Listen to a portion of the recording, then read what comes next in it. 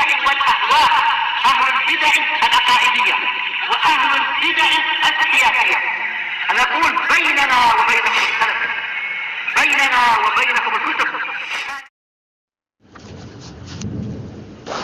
Bismillahirrahmanirrahim.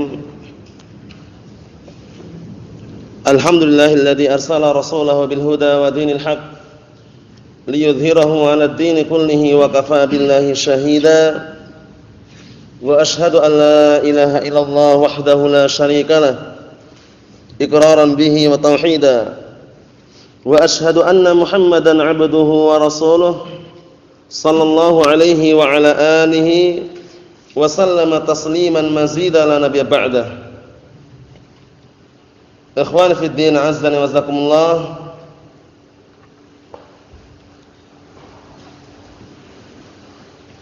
Kita lanjutkan bacaan kita terhadap at-tafsir al-muyassar, yang mana terakhir kita ambil adalah tafsir firman Allah Subhanahu wa taala ayat yang ke-85 dari surat Ali Imran mengenai ancaman bahwasanya agama selain agama Islam, manakala seseorang memeluknya, maka justru orang tersebut termasuk orang-orang yang rugi dan orang-orang yang tidak mendapatkan kebaikan dari Allah Subhanahu wa taala, yaitu firman Allah Subhanahu wa taala, "Wa man yabtaghi ghairal islami dinan falan yuqbala minhu wa huwa fil akhirati minal khasirin." Dan barang siapa yang mencari selain Islam sebagai agama, menjadikan selain Islam sebagai agama, niscaya Allah taala tidak akan menerima darinya sedikit pun, dan dia di akhirat termasuk orang-orang yang rugi. Ikhwani fid din, azzani wa jazakumullah. Ini berarti dalil yang cukup bagi kita semuanya agar kita mengetahui dan juga merenungi, tidak ada satu agama pun yang diterima di sisi Allah Subhanahu wa taala melainkan hanya agama Islam saja. Sehebat apapun, sebagus apapun, seindah apapun ajarannya di dalamnya, manakala bukan ajaran agama Islam, bukan beragama Islam, tidak diterima di sisi Allah Subhanahu wa taala. Innad dina 'indallahi al-Islam. Sesungguhnya agama yang diridhai di sisi Allah Subhanahu wa taala hanya agama Islam. Kita lihat ayat yang berikutnya, ayat yang ke-86 dari surat Ali Imran juz yang ketiga.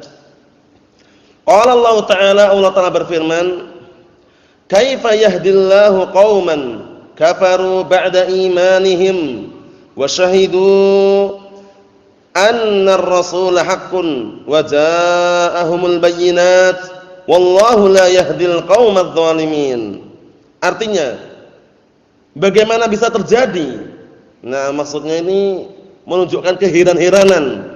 Kok bisa orang-orang yang Allah Subhanahu wa taala sudah memberikan hidayah kepada sekelompok kaum, kemudian mereka jadi murtad. Mereka menganut agama-agama selain agama Islam setelah sebelumnya dia beriman.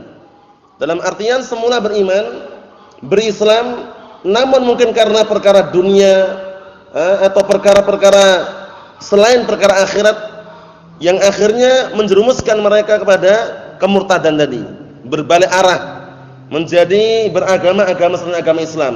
Kok bisa gitu ya? Padahal kita lihat di sini, yahdillahu qauman kafaru ba'da imanihim wa syahidu anna ar-rasula haqqun. Masyaallah. Semula orang tersebut atau sekelompok kaum tersebut beriman kepada Allah Subhanahu wa taala dan bahkan bersaksi bahwasanya Rasul itu benar dan yang dibawa oleh Rasulullah itu juga benar. Naam, telah datang kepada mereka wa ja'ahumul bayyinat, telah datang kepada mereka kebenaran, penjelasan.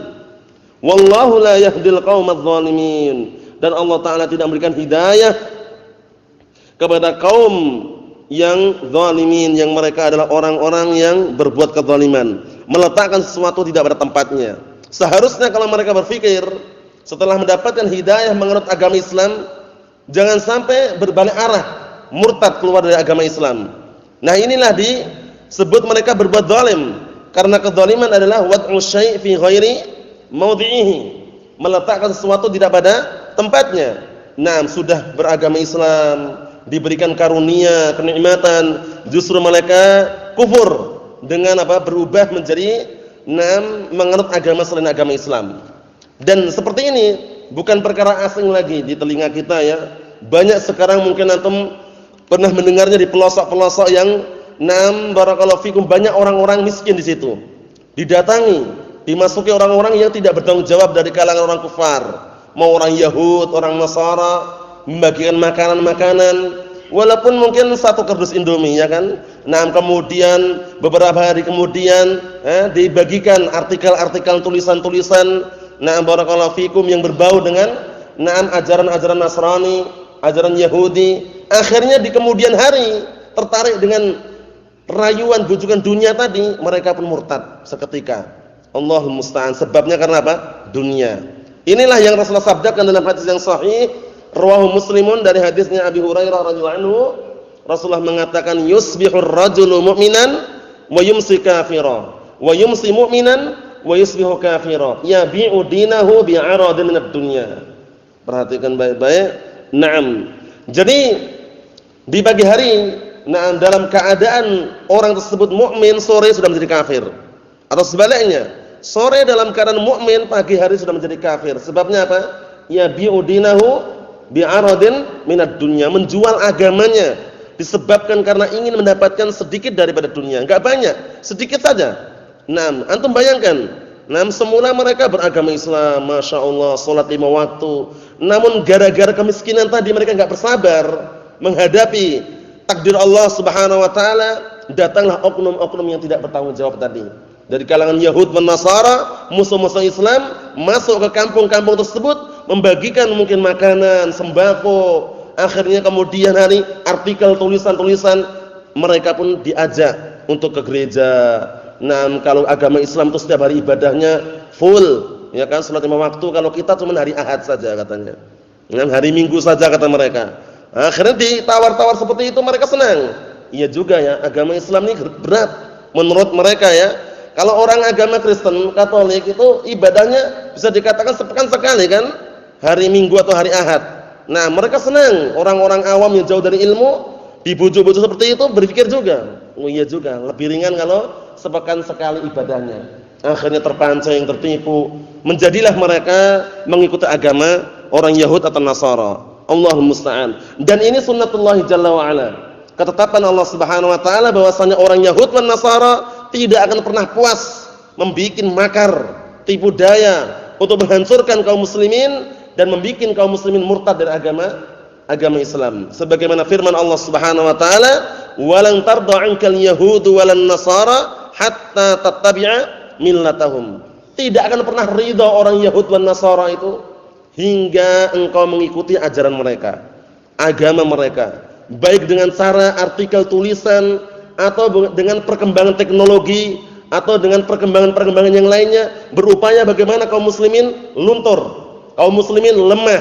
Karena kalau sudah kaum muslimin lemah, itu orang-orang Yahud dan Nasara, orang-orang kufar akan mudah menghancurkan kaum muslimin. Jadi mereka tinggal melihat saja. Jadi kaum muslimin dihancurkan oleh kaum muslimin sendiri. Apa maksudnya? Jadi orang-orang beragama Islam yang menghancurkan bukan mereka lagi sudah. Orang-orang yang beragama Islam juga. Mungkin adanya kedengkian, keirian, adu domba atau yang semisalnya, akhirnya apa? Kaum muslimin berperang melawan kaum muslimin. Inilah yang dikenal dengan apa? Zaman yang penuh dengan al-wahn. Sudah kita lewati dulu ya. Al-wahn ini penyakit yang sangat berbahaya sekali.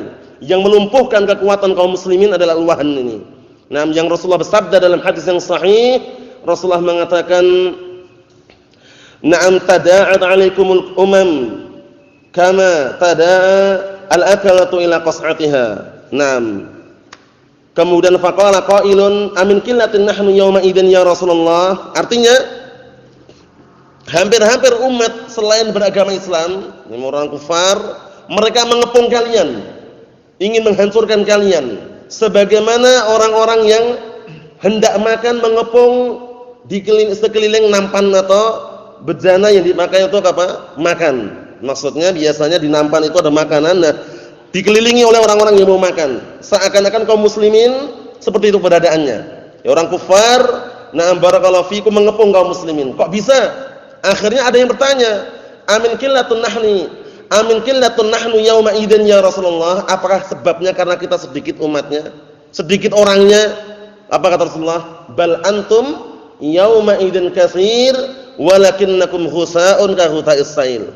Kata Rasulullah, kalian tuh enggak sedikit, bahkan kalian banyak jumlahnya. Jumlahnya banyak enggak kaum muslimin sekarang? Banyak tapi lemah. Kenapa lemah? Penyakit wahan ini. Nah, kemudian Rasulullah ketika mengatakan bahkan kalian tuh banyak jumlahnya, walakinnakum ghusaa'un ka ghutha'is sail. Tapi kalian tuh bagaikan buih. Seperti buih yang ada di dibawa oleh banjir. Antum tahu buih ya? Antum tahu buih? Antum tahu apa itu buih? Semacam busa. Dia terbawa oleh banjir, kemana saja arah banjir itu ikut terus. Jadi menunjukkan lemahnya kaum muslimin. Akhirnya Allah Subhanahu wa taala pun Rasulullah mengkabarkan tentang bahwasannya kaum muslimin sudah apa? Sudah tidak ditakuti lagi oleh orang-orang kafir. Wala yanzi'annallahu min suduri aduwikumul mahabah minkum. Sungguh Allah taala telah mencabut rasa takut kepada musuh-musuh kalian. Wala yakdhifanallahu fi qulubikumul wahn. Dan sungguh Allah taala telah menancapkan di hati-hati kalian al-wahn. Nah ini. Nanti kalau tanya apa itu wahn, jawabannya ini, faqala qailun wa mal wahn ya Rasulullah. Akhirnya ada yang bertanya, apa itu wahn wahai Rasulullah? Al-wahn, apa itu penyakit wahn? Rasulullah mengatakan hubbud dunya wa karahiyatul maut. Cinta dunia, benci kematian. Ini sebabnya. Antum saksikan baik-baik. Yang membuat lemah kaum muslimin cinta dunia. Dengan dunia berambisi, dunia, akhirnya lemah imannya. Tertindas oleh orang kafir. Disuap oleh orang kafir, mau saja dia untuk melanggar syariat dunia. Akhirnya lemah kaum muslimin. Jadi al-wahn adalah hubbud dunya wa karahiyatul maut. Cinta dunia dan benci kematian. Kalau udah benci kematian, mau jihad pun enggak berani. Mau berdakwah takut, nanti dibunuh, nanti diteror, nanti dipenjara, seperti itu. Padahal kalau kita saksikan bagaimana perjuangan para ulama Ahlussunnah terdahulu, Syekhul Islam hingga dipenjara. Imam Ahmad bin Hanbal dipenjara enggak? Dipenjara, dicambuk, hingga beliau pingsan tetap berdakwah. Tapi zaman sekarang karena adanya wahan ini, wal'iyadzubillah, semoga kita tidak mengenal diri kita semuanya, takut dia, takut mati. Nanti kalau berdakwah bagaimana ini? Jangan-jangan nanti kalau berdakwah tidak menggunakan yayasan, kita diteror, kita nanti dipenjara, ditangkap oleh polisi. Enggak usah khawatir, barakallahu fikum. Allah taala sudah meletakkan pembelaan bagi orang-orang yang beriman. Jadi jangan sampai kita itu punya rasa takut gara-gara kita menyampaikan kebenaran. Jangan. Sampaikan al-haq walaupun sepahit apapun rasanya, seberat apapun. Karena butuh perjuangan, pengorbanan kalau seorang itu berdakwah. Kalau orang berdakwah takut mati, enggak usah berdakwah saja sudah. Paham ya, itu istilahnya. Jadi harus siap resiko, harus dihadapin. Yang namanya apa? Yang namanya halangan, hambatan, rintangan harus dihadapin. Karena Nabi saja, Nabi ya, setiap Nabi itu ada enggak musuhnya? Ada. Allah taala berfirman dalam Al-Qur'anul Karim, "Wa kadzalika ja'alna likulli nabiyyin aduwwan minal mujrimin, wa kafaa bi rabbika hadiyan wa nasira." Artinya, dan demikianlah kami jadikan setiap nabi seorang musuh. Setiap nabi itu ada musuhnya. Dari kalangan orang-orang yang jahat, dan cukuplah Allah Subhanahu wa taala sebagai pemberi petunjuk dan juga penolong. Jadi yang menolong kita Allah Subhanahu wa taala, yang mengarahkan, memberikan petunjuk kita adalah Allah Subhanahu wa taala. Tidak perlu takut, tidak perlu khawatir. Ada tuduhan yang miring, misalkan pondok ini pondok teroris, dijelaskan sesuai dengan apa yang sesuai dengan hakikatnya. Jelaskan mana buktinya, mana barakallahu fikum argumennya, bukan tuduhan saja misalkan. Seperti itu. Enggak perlu kita menggunakan kekerasan, kriminalitas, kejahatan, enggak perlu. Yang jelaskan dengan apa? Yang seadanya, yang kita dakwahkan Al-Qur'an was sunnah sesuai dengan pemahaman para salafun salih. Bukan mengajarkan kekerasan, bukan mengajarkan keonaran, bukan mengajarkan untuk berontak, untuk revolusi, kudeta, demonstrasi, bukan itu semuanya. Yang kita ajarkan adalah Al-Qur'an was sunnah, mengajak kaum muslimin bersatu di atas Al-haq. di atas Al-Qur'an was sunnah. Nah, ini butuh perjuangan, butuh pengorbanan. Jadi jangan sampai terpetik di benak kita, nanti kita takut mati, takut dibunuh. Enggak usah khawatir. Takdir Allah Subhanahu wa taala pasti akan mengena diri kita semuanya kematian itu, walaupun dengan berbagai macam caranya. Yang jelas barakallahu fikum hafizakumullah, jangan sampai terpetik atau tertancap di benak-benak kita, di hati kita penyakit al-wahn. Apa tadi penyakit al-wahn? Naam, hubbud dunya wa karahiyatul maut. Cinta dunia, benci kematian. Inilah yang membuat kaum muslimin lemah hingga saat ini. Kaum muslimin banyak enggak jumlahnya? Banyak. Tapi kenapa orang kufar enggak takut? Orang kufar kok pertentangan istilahnya gitu ya. Berani nertawain kaum muslimin. Kaum muslimin ditindas, diinjak-injak ekonominya atau yang semisalnya. Karena kaum muslimin sendiri apa? Tadi dua perkara tadi. Dua perkara sudah merasuk di hati-hati kaum muslimin. Cinta dunia, benci kematian. Nah, siapa sekarang yang sampai hingga saat ini berhati-hati dengan dunia? Ahlus sunnah. Ahlus sunnah dunia secukupnya, ya enggak? Nah, senormalnya, seadanya, sisanya akhirat. Sudah. Nah, orang kufar masih takut dengan ahlus sunnah. Nah, barakallahu fikum. Bahkan bahkan mereka karena saking takutnya itu, hampir semua ahlus sunnah yang berjenggot, berjubah dituduh teroris. Nah, dituduh penjahat, dituduh kriminalitas ekstrim atau yang semisalnya. Tuduhan seperti itu tidak ada nilainya di hadapan al-haq. Barakallahu fikum. Jadi harus siap memperjuangkan, siap membela al-haq, siap juga risiko. Di dalam berdakwah tidak seringan yang kita bayangkan. Terkadang ada tuduhan yang kita tepis sesuai dengan hakikatnya. Seperti itu, enggak perlu takut. Karena apa? Karena yang namanya al-haq itu mau enggak mau tetap diuji. Sebagaimana ungkapan siapa? Al-Imam Ibnul Qayyim Al-Jauziyah rahimahullah di dalam kitab beliau An-Nuniyah, wal haqqu mansurun wa mutahanun fala ta'jab fa hadha sunnatur rahmani. Artinya apa? Yang namanya kebenaran al-haq itu pasti akan diuji dan akan ditolong. Pasti itu. Jadi enggak mungkin kita selamat dari ujian. Mesti akan diuji dan ditolong oleh Allah Subhanahu wa taala. Ujian macam-macam. Antum di kampung terkadang dituduh dengan ganjil, ya enggak? Aliran apa ini? Salatnya kok seperti ini misalkan. Celananya cingkrang, akhwatnya bercadar. Dituduh yang aneh-aneh. Butuh kesabaran, bukan dengan kekerasan, kejahatan, kriminalitas, bukan. Sabar saja sudah. Dijawab seadanya. Enggak perlu kita lawan, kita bunuh atau kita serang, enggak perlu. Sabar. Karena kesabaran inilah kunci yang Rasulullah sarankan. Barakallahu fikum, suatu ketika Rasulullah mengkisahkan tentang para nabi ketika mereka berdakwah dipukul oleh kaumnya hingga berdarah. Cuman apa yang dilakukan oleh para nabi tersebut? Hanya mengusap saja. Mengusap darah tersebut, enggak balas. Kalau kita mungkin ya, karena enggak sabarnya kita balas orangnya. Kalau kita enggak ya, kalau kita upayakan jangan, kalau mereka tidak. Barakallahu fikum, cuman yamsahud dam, mengusap darah yang barakallahu fikum bekas tadi. Kemudian mendoakan Allahumma ighfir liqaumi fa innahum la ya'lamun. Ya Allah, ampunilah kaumku karena sesungguhnya mereka adalah orang-orang yang tidak tahu, orang yang bodoh. Menunjukkan bahwasanya barakallahu fikum, di dalam mendakwahkan al-haq ini butuh kesabaran dan butuh perjuangan, serta tidak boleh menggunakan barakallahu fikum serampangan atau yang dikenal dengan tergesa-gesa. Sabar. Fasbir kama sabara ulul azmi minar rusul wala tasta'jilahum. Bersabarlah engkau sebagaimana bersabarnya para ulul azmi dari kalangan para rasul, dan jangan tergesa-gesa. Siapa rasul ulul azmi itu? Siapa saja?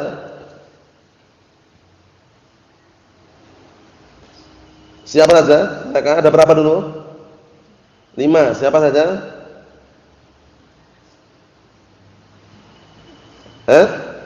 Lupa?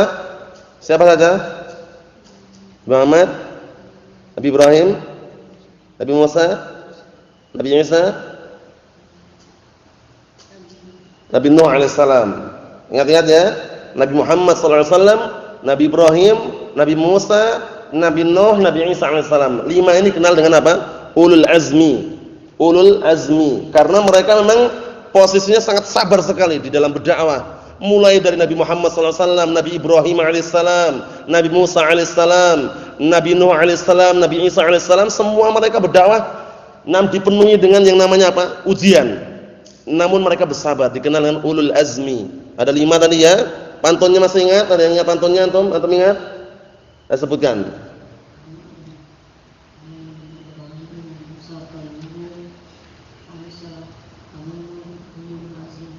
Naam. Muhammadun Ibrahimu Musa kalimuhu fa Isa fa Nuhun hum ulul azmi fa'lamu. Jadi ulul azmi ada 5 ya. Naam, kita baca tafsirannya barakallahu fikum. Qala al-mufassirun athabahumullah.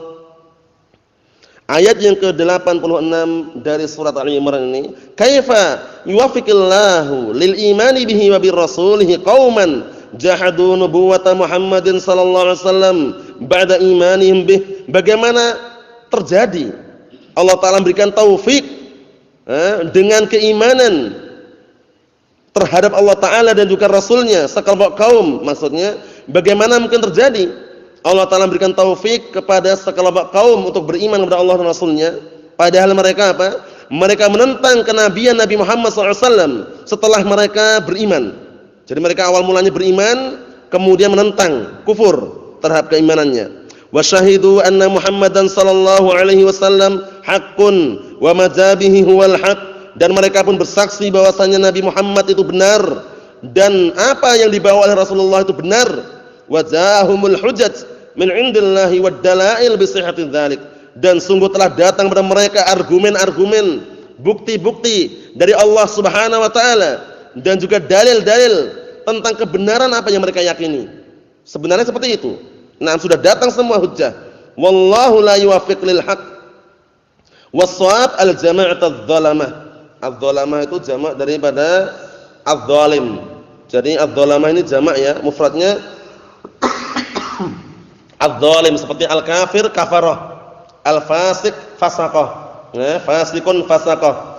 Kemudian kafirun kafarah, ya kan? Nah, barakallahu fikum, fajirun fajarah. Nah, ini zalimun zalamah. Terkadang jamaknya seperti itu. Zalimun jamaknya zalimun juga bisa. Kafirun kafirun juga bisa. Cuman ada jamak lain. Ada kata na'am jamak yang menunjukkan banyak yang lain itu ada. Seperti kafirun kafarah. Itu juga banyak kafarah. Paham ya? Fasikun fasaqah. Naam, ini zalimun zalamah. Mafhum? Nah, kita lihat. Wallahu la yuwaffiq lil haqqi was shawab al jama'ata adh-dhalamah, dan Allah Ta'ala tidak akan berikan taufik kepada jamaah yang mereka berbuat kezaliman, tidak berikan taufik untuk apa? Menganut al-haq dan kebenaran. Wa humul ladzina adalu 'anil haqq ilal batil. Jadi mereka orang-orang yang zalim itu apa sih?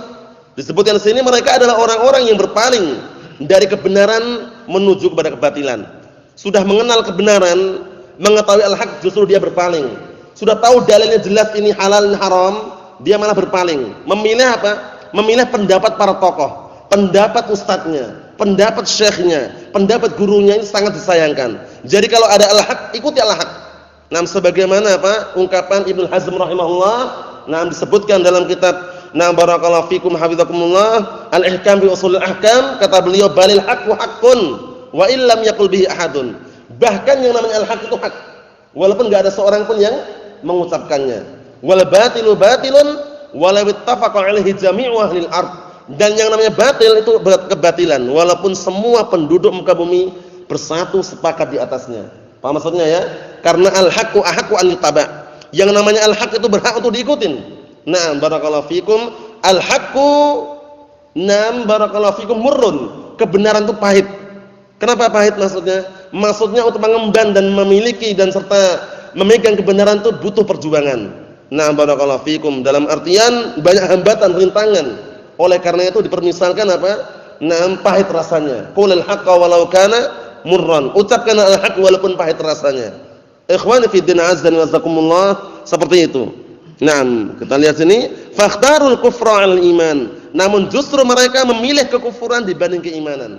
Sudah tahu al-haq di hadapannya, justru malah dia berpaling kepada kebatilan. Nah, inilah yang kita sayangkan barakallahu fikum. Hingga saat ini banyak orang-orang yang bermodel bentuknya seperti ini. Sudah tahu al-haq di hadapannya, dalil Al-Qur'an was sunnah di hadapannya, namun justru dia mengedepankan fatwa ulama, syekh fulan, ustadz fulan. Ini ustadz tuh ngomong seperti ini kok. Lah dalilnya bagaimana? Kalau dalilnya sih mengharamkan. Kayaknya gitu ya. Kalau dalilnya sih mengharamkan. Nah, tapi syekh ini membolehkan. Jadi dia kalau berpikir dengan cerdas, itu dia harus memilih dalil atau Ucapan Syekh. Dalil. Itu yang cerdas. Tapi kalau yang enggak cerdas jelas milih Syekh. Wah, ini Syekhku kok ini. Ini ustadzku, keliru-keliru ya ustadzku. Walaupun dalil apa mengatakan tidak boleh, hati-hati. Seperti jangan sampai kita berpaling dari dalil. Kenapa sih? Akibat berpaling dari dalil sebagaimana diungkapkan oleh Imam Ibnul Qayyim Al-Jauziyah rahimahullah di dalam kitab Madarijus Salikin yang antum sering mendengarnya berkali-kali, wa man faraqad dalil dhalla an sawa'is sabil. Simple, pendek, singkat, tapi menyentuh. Artinya apa? Barang siapa yang berpaling dari dalil, menghindar dari dalil, sungguh dia telah tersesat dari jalan yang lurus. Jadi kalau ada dalil, ada fatwa ulama, ada dalil, ada pendapat ustaz kok berseberangan, milih yang mana Pak? Dalil, itu yang benar. Milih Al-Qur'an was sunnah. Jangan memilih apa? Ini pendapat ustazku, pendapat Syekh fulan. Itu bukan dalil, barakallahu fikum. Dalil Al-Qur'an was sunnah. Sebagaimana Allah Ta'ala ketika apa? Menjelaskan keberadaan orang-orang Yahudi dan Nasara, waktu itu mereka mengkapling, surga itu milik mereka katanya. Ditantang oleh Allah Ta'ala dalam Al-Qur'an, qul hatu burhanakum in kuntum shadiqin. Katakanlah, datangkan dalil kalian, datangkan argumen kalian kalau benar-benar kalian jujur. Jadi dalil itu penting sekali. Orang kalau berjalan di atas dalil, berarti dia berjalan di atas apa? Petunjuk. Nah, sebagaimana sudah kami contohkan masalah dunia saja ya.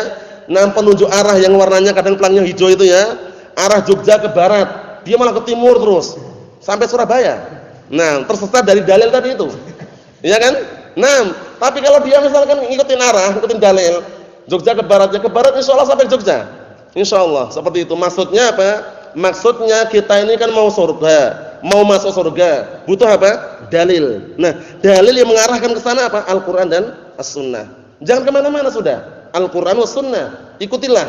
Nah, beliau pun juga mengatakan siapa? Maksudnya Syekhul Islam Ibnu Qayyim mengatakan wala dalila ilallahi wal jannah siwal Qur'an was sunnah.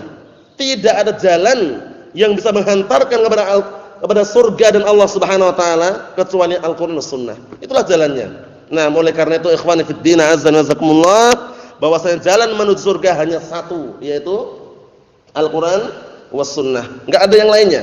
Satu-satu jalannya itu Al-Qur'an was sunnah. Ikutilah Al-Qur'an was sunnah kalau ingin masuk surga. Nah, barakallahu fikum, nasallahu salamatul afiyah. Insyaallah taala kita lanjutkan pada pertemuan yang selanjutnya atau yang berikutnya باذنillah subhanahu wa taala. Subhanakallahumma bihamdika asyhadu an la ilaha illa anta astaghfiruka wa atubu ilaik. Walhamdulillahirabbil alamin.